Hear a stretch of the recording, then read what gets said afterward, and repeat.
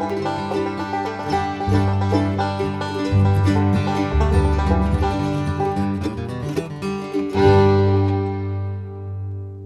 is the second episode of our series on Bluegrass Country Soul behind the scenes.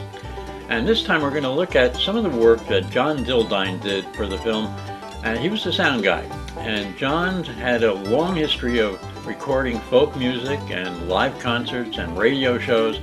And he was exactly what we needed in order to capture not only what was on stage at the festival at Camp Springs, North Carolina, but what was out in the fields. Now, John Dildine and I had worked together several years earlier on what was Susan Sarandon's first motion picture. It was called The Next Oasis. And then John and Bob Kaler and I worked again together in New Mexico and Chaco Canyon on a documentary narrated by Robert Redford. It was called The Sun Dagger.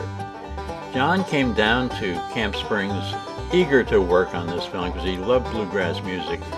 And one of the first things he did was hang 3 or 4 separate mics on the roof of the stage so that his sound booth could mix not only his mics but also mics that were being used by the PA system. So he was able to keep complete control over everything that was being done sound-wise.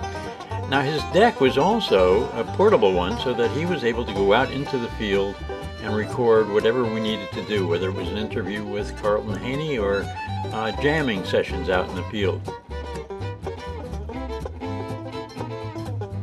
Now, the night before we did an interview with the Lilly Brothers, we had met the group from the New Deal String Band. We were walking back to our campsite and we passed the group from the New Deal String Band performing in the field, and this was members of the band and also previous members of the band, and they were just jamming away. And so I told Bob and John, let's see if we can capture what this was like. So John started his tape deck rolling and Bob started up and we slated it, and then Bob walked right into the middle of the New Deal String Band and started filming this. So this was really a jam session for the musicians as well as a jam session for Bob Kaler and John Dildine.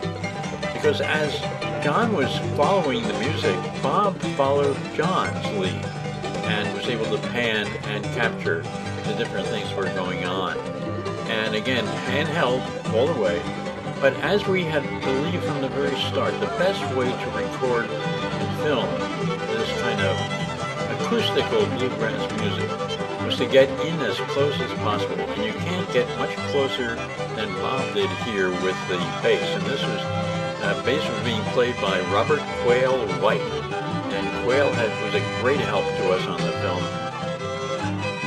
Over the years, this particular clip from the film was put up on YouTube without our consent, and without even any credit to the band or to the film. And it was titled at the time, Hippies Play Bluegrass. And this was at a time, 1971, when the term newgrass was brand new. And this sequence shows that even though the New Deal String Band, who are acclaimed by many as one of the leading groups in newgrass, even though they were progressive, they were also very interested in playing the Bill Monroe stuff. Here is Roanoke, for instance.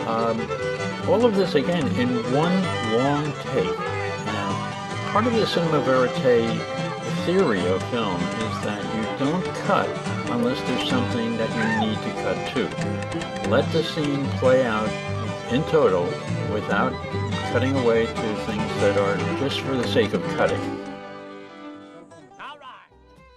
Now, immediately after this sequence, Sally Ann, who is the assistant sound person, went out to the group and made sure that we got everybody to sign the contracts allowing us to use them in the film.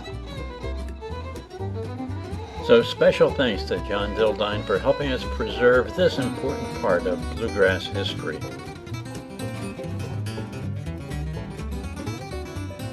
If you'd like to learn more about the New Deal String Band that you just saw performing in the field at Camp Springs, please take a look at our book, The Legendary Festival, and you'll see the history of the band there. And also, if you get the 2 CD set, there's additional music from the stage of the New Deal String Band.